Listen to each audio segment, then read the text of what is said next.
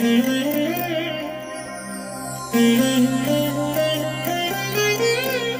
దినం పరము నుండి దిగివచ్చు మాట. ఇది నీ జీవితానికి వెలుగుల బాట. నీ ఒడిలో ఉంచబడిన దీవెనల మూట, అద్భుతాల ఆనంద ఊట.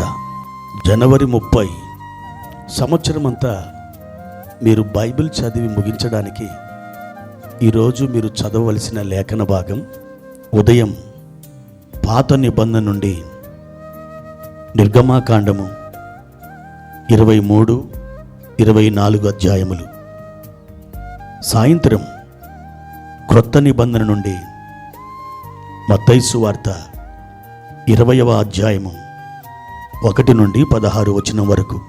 ప్రియమైన దేవుని బిడ్డలారా, ఈ ఉదయకాల సమయంలో పరలోకపు తండ్రి తన అద్భుతమైనటువంటి కృపా సామర్థ్యములను మీకు దయచేయునుగాక.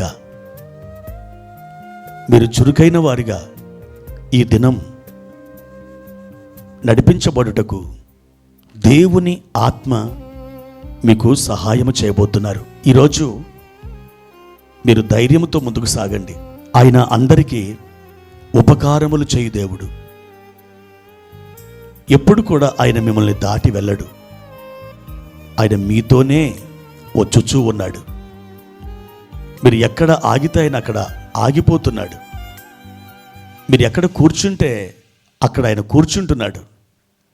ఎందుకో తెలుసా? ఆయనలో మీరును, మీలో ఆయనయు ఉన్నారు. మనం దేవునితో ఏకమై ఉన్నాం కనుక ప్రభుతో మనకు ఇవ్వబడిన ఈ అద్భుతమైన బాంధవ్యం బట్టి మనం నిజంగా ఎంతో ధన్యులమై ఉన్నాం. ప్రియమైన దేవుని బిడ్డలారా, ఈరోజు దేవుడు మనకు ఏర్పాటు చేసిన వాక్య భాగమును చదువుకుందాం. ఇర్మియా గ్రంథం 33వ అధ్యాయము 3వ వచనం. నాకు మొర్రపెట్టుము, నేను నీకు ఉత్తరమిచ్చేదను. నీవు గ్రహింపలేని గొప్ప సంగతులను, గూఢమైన సంగతులను నీకు తెలియజేతును. ప్రియమైన దేవుని బిడ్డలారా, ఈరోజు ప్రభు మనకి అద్భుతమైన వాగ్దానం చేస్తున్నారు. ఆయన చెప్తున్నాడు, నా ప్రియ బిడ్డ, నాకు మొర్రపెట్టుము. నీవు నాకు మొర్రపెట్టినట్లయితే నేను నీకు ఉత్తరమిచ్చేదను అని చెబుతున్నాడు. నాకు మొర్రపెట్టుము, నేను నీకు ఉత్తరమిచ్చేదను అని ఆయన చెబుతున్నాడంటే ఆయన జీవము గల దేవుడై ఉండాలి. ఆయన జీవం గల దేవుడు కనుకనే నేను నీకు ఉత్తరమిచ్చేదను అని ఆయన మనతో చెప్పగలడు. ప్రియ దేవుని బిడ్డ, ఇంత అద్భుతమైనటువంటి వాగ్దానం ఆయన మీతో చేస్తున్నప్పుడు మీరు ఒకవేళ మౌనంగా ఉన్నట్లయితే, ఏమీ అడగకుండా మీరు స్తబ్దుగా ఉన్నట్లయితే నిజంగా ఆ నష్టం పూడ్చలేనంతగా ఉంటుంది. ఒక అద్భుతమైనటువంటి అవకాశం ఆయన మనకిస్తున్నాడు. నాకు మొర్రపెట్టు, నేను నీకు జవాబిస్తాను, నేను నీతో మాట్లాడతాను, నేను నీ అవసరములను తీరుస్తాను. యెబేజు కూడా దేవుని సన్నిధిలో ఆయన ప్రార్థించాడు.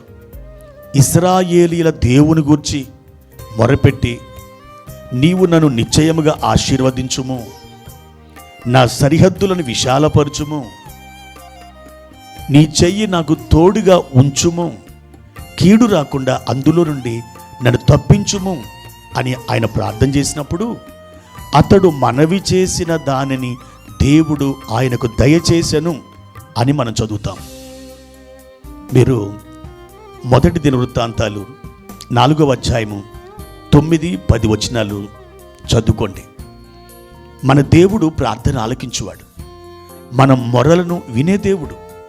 నా ప్రియ దేవుని బిడ్డ, అటువంటి గొప్ప దేవుణ్ణి మనం కలిగినాం. మనం ఎందులోనూ నిరాశపడాల్సిన అవసరం లేదు. మీరు గనక ఆయనకు మొరపెట్టినట్లయితే నిశ్చయముగా మీరు జవాబుని పొందగలరు. ఒక సంఘంలో సండే స్కూల్ జరుగుతుంది.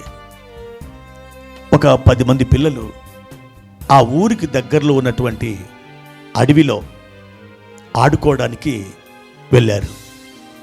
ఆ ఊరు కొంచెం అడవికి దగ్గరగా ఉంటుంది. ఈ పిల్లలందరూ కూడా సెలవులు వచ్చాయి కదా అని ఆడుకుంటూ ఆ అరణ్యం లోపలికి వెళ్ళిపోయారు. వాళ్ళు చాలా దూరం వెళ్ళిపోయిన తర్వాత ఒక్కసారిగా కన్నులెత్తి చూశారు. వారు ఎక్కడున్నారో వారికి అర్థం కావట్లేదు. అందులో 13 సంవత్సరాల ఒక పాప ఉన్నది. మిగతా 9 మంది పిల్లలు చిన్నవారు. వారందరూ ఏడుస్తున్నారు. ఇంటికి దారి ఎలాగో అర్థం కావట్లేదు. చీకటి పడుతుంది. అలాంటి సమయంలో వాళ్ళందరూ ఏడుస్తుండగా ఈ పాప అన్నది, పిల్లలు మీరేమీ ఏడవద్దు. మనం పోయిన వారం సండే స్కూల్లో మన మేడం గారు చెప్పారు కదా, మనం దేవునికి ప్రార్థన చేస్తే దేవుడు మన ప్రార్థన వింటాడు, మనకు జవాబిస్తాడని చెప్పారు కదా. కాబట్టి మనమందరం చేతులు పట్టుకొని ప్రార్థించుదాం అని ఆ పిల్లలతో చెప్పింది. పిల్లలందరూ కూడా సరే అని వారు మోకరించి ప్రార్థన చేస్తున్నారు. ప్రభువా, మా ఇంటికి దారి మాకు తెలియట్లేదు, మేము మా ఇంటికి వెళ్ళాలి, చీకటి పడుతుంది, మాకు సహాయం చేయవా అని ఆ అమాయకులైనటువంటి ఆ చిన్నపిల్లలు ప్రార్థన చేస్తున్నారు. ఈలోపు కళ్ళు తెరి చూసేసరికి పక్కన అల్లంత దూరంలో ఒక రంగురంగుల పక్షి వారికి కనిపించింది. ఈ ఇల్లు మర్చిపోయారు. ఆ పక్షిని చూసి దాన్ని పట్టుకోవడానికి ఈ 10 మంది పిల్లలు తీవ్ర ప్రయత్నాలు చేస్తున్నారు. ఆ పక్షి దొరికినట్టే దొరికి చెంగుమని ఎగిరి ఇంకొక కొమ్మ మీద వాలుతుంది.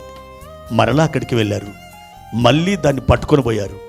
అది ఎగిరి ఇంకొక చెట్టు మీద వాలుతుంది. అలా వారు వెళ్ళడం, ఆ చిన్న పక్షి ఎగరడం, ఇంకొక చెట్టు మీద రాలడం, ఇలా ఎన్నో మారు జరిగింది. ఈ పిల్లలందరూ కూడా విసిగిపోయారు. ఈసారి ఎలాగైనా ఆ పక్షిని మనం పట్టుకొని తీరాలి అని చెప్పి ఆ పిల్లలందరూ ఆ పక్షి ఉన్నటువంటి ఆ చెట్టు చుట్టూ చేరారు. దేవుని బిడ్డలారా, ఈలోపు ఆ పక్షి చెంగున ఎగిరి ఎక్కడికో వెళ్ళిపోయింది. మరలా ఆ పక్షి కనపడలేదు. ఈ పిల్లలు అలా పైకి చూస్తూ అది కనిపించకపోయేసరికి వారందరూ తలలు వంచి పక్కకు తిరిగి చూశారు. ఇంకేముంది, వారు తమ ఇంటికి వచ్చేశారు.